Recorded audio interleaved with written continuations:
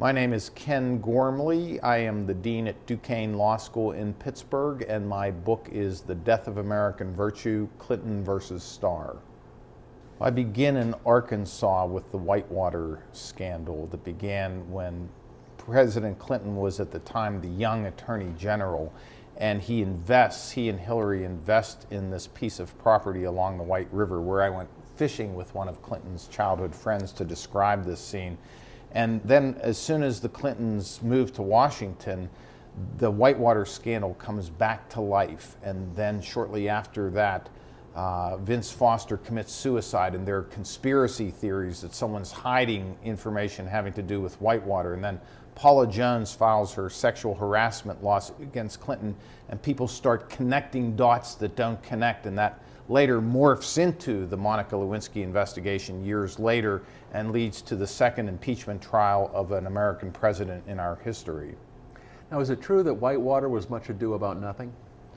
Well, it's easy to say that's what President Clinton would say, but the fact of the matter is, although there was no evidence, and I found no evidence, that Bill and Hillary Clinton had engaged in any wrongdoing with respect to Whitewater, or really it was the Madison Guaranty Savings and Loan enterprise that Jim McDougal, who was the mastermind of both of these, had defrauded the federal government in the savings and loans. But the problem was the Clintons were business partners with this guy who ends up being a convicted felon, Jim McDougal, and also turns out to be a con artist. And so the reality is the media reasonably decides to look into all of these things, and people start having questions about the Clintons' involvement. So much ado about nothing. There was a lot of wrongdoing. The Clintons in the end were not involved in it. Now, didn't someone go to jail rather than reveal the Clintons' connection? Susan McDougal, Jim McDougal's former wife, went to jail for contempt. I've come to know Susan McDougal well. I interviewed her for hours and hours down in Arkadelphia, Arkansas, and she told me that she believed after seeing her husband, Jim, turned into a craven liar, and after he was convicted, he was prepared to give the Starr prosecutors anything they wanted to avoid going to prison. She decided she would never testify because she believed no matter what she told them, if it did not incriminate the Clintons, and she had nothing that incriminated the Clintons, that she'd go to jail anyway. She ends up being a very interesting person in this story. Not many people would stand on principle to the point they go to jail for 2 years. Now, it's very enticing and exciting and all to think that Vince Foster was murdered or whatever, all these other things. What's the real story? Vince Foster committed suicide, and there's no question about that. Not only did the original investigation headed by Robert Fisk conclude that, but then Ken Starr retraced his steps because there were all these conspiracy theories. It was actually grotesque in my view, and I told this story in the book in part so readers could see. I interviewed one of Clinton's closest friends working in the White House who had come from Arkansas. He was the person who went to identify Vince Foster's body in the morgue, and I described that scene. He had never told it before. So people could understand, as people in the media were talking about the Clintons being involved in this cover-up and Vince Foster being murdered and rolled up in a rug, this was one of the Clintons' best friends. You know, Bill Clinton had known him since kindergarten, and they were grieving terribly, and it was just a horrible thing that people started making up those things. Vince Foster was depressed, and he was eaten alive by the environment in Washington. And then that really fuels, in a way that he never, ever would have wanted or imagined, it fuels even more these conspiracy theories about the Clintons. Of course, before, I think when Bill Clinton was first running, there was Jennifer Flowers and then later Paula Jones. And how does this kind of set up a framework for what happens with Monica Lewinsky? It all sort of works together in a sense, doesn't it? Well, you put the pieces together. The pieces do fall together because President Clinton, of course, was forced to admit during the original election campaign that he did have an affair with Jennifer Flowers and promised never to be guilty of this again. And then comes Paula Jones, who alleges this totally inappropriate behavior by him in the Excelsior Hotel in Arkansas. And so this is dogging him, and there are serious consequences because in the Paula Jones case, he may be liable for a lot of money if this is the case. And that gets us to the key point, because what people forget is there is no real crime involving the Monica Lewinsky matter, except for the fact that President Clinton goes into the deposition in the Paula Jones case and decides not to tell the truth to cover up this relationship with Monica Lewinsky. That is the train that's coming at him. And so even if Ken Starr had never been born, potentially Bill Clinton was going to be facing that. I can see how you might get Kenneth Starr to talk to you, but how did you get Clinton and Lewinsky to talk to you? It's a very long and complicated process. I had written the biography of Archibald Cox, the principal Watergate special prosecutor who had stood up to President Nixon in the infamous Saturday Night Massacre. So that book gave me credibility. Without that book, I would not have had my calling card.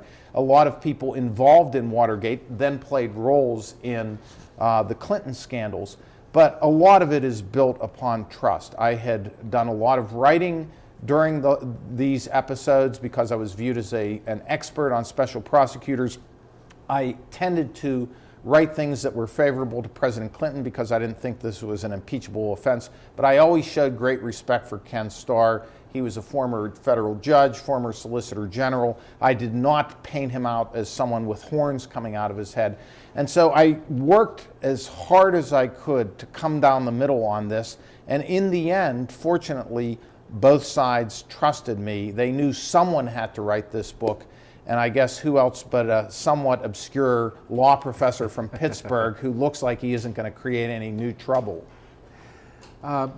People said that Ken Starr was on sort of a witch hunt, that he had an agenda. The Republicans wanted him to nail Clinton. Is that, how much truth is there in that? I did not find that Ken Starr set out to topple Bill Clinton. In fact, the opposite in many ways. He was viewed as so deferential to the president at times, his prosecutors got impatient with him. That was Ken Starr, and I've come to know him in professional circles. I brought him to Pittsburgh for an event at Duquesne University not long after he left the role as special prosecutor. He's a very charming person, now president of Baylor University, where I think he'll do a great job. But he was miscast in this role as special prosecutor. He was the wrong person for the job, especially after half of the country believed that he had a political agenda in Whitewater. By the time we get to Monica Lewinsky, he was the last person in the world, and I've told Ken Starr this, who should have ever touched that Monica Lewinsky case because he was not perceived as being neutral in the least. That was a terrible mistake in judgment, and it ended up tainting his own place in history, I think. The whole thing, I got the impression it boomeranged on the Republicans. Is that true? It boomeranged in so many different ways. One of the surprising things to me in my research, I learned from talking to President Clinton's closest White House advisors that they believed he was in maximum peril in August of 1998 after he had spent most of the year saying, I did not have sexual relations with that woman, Miss Lewinsky. Then he goes into the grand jury in August and says, oh yes, I forgot. I did have inappropriate relations with her. I guess I kind of forgot. There was a real concern that the Democrats in Congress were going to bolt on President Clinton. And if you remember, it was the members of President Nixon's own party, the Republicans, who ultimately decided it was time for him to go. There was great concern that the Democrats were going to bolt in August of '98. And who saved President Clinton? It was Ken Starr. The Starr report was viewed as so over the top, laden with all this sexual detail, that the Democrats rallied around President Clinton. Hillary, his wife, said, wait, this is my anger, and you're using it to try to bash my husband over the head politically. So she rallied around her husband at that time. So the Starr report backfired, and the effort to impeach Clinton, historically, we can see, largely backfired because Clinton is alive and well and doing better than ever. And many of the House managers, including Henry Hyde, a likable fellow who I interviewed at length, look like the somewhat petty and impolitic people who really pushed this further than the American public believed it should have been pushed. This may be an obvious question, but is there any lesson to learn from this whole thing? There is a lesson to learn, and that's why I spent 9 years writing it. When you look in history, and when I spent a long time studying Archibald Cox's life, and he was a true pillar in American history. But what has gotten lost, I'm afraid, in this book shows so vividly, and this is where the title comes from, incidentally. When I'm talking about the death of American virtue, I'm talking about a notion of public virtue. And there used to be a time, I believe, when members who were engaged in public service, whether it is in Congress or in the presidency, understood that restraint was a very important part of acting responsibly, exercising power responsibly. Here it was a free-for-all. Everyone just forgot what was best for the country and decided to fight to the death to try to kill the other side. That is not when we're at our best as a country. And one of the scary things that I discovered in my research was from the former head of the Secret Service, Lou Merletti, who incidentally grew up in Pittsburgh, was that as all of this was going on and as the FBI was interviewing women in Arkansas about whether they had sexual relations with President Clinton when he was governor 20 years earlier, there was an unreported assassination attempt on Clinton in the Philippines that I was able to document with a bomb planted under a bridge big enough to blow up the whole presidential motorcade. Fortunately, they diverted the motorcade and everyone was safe.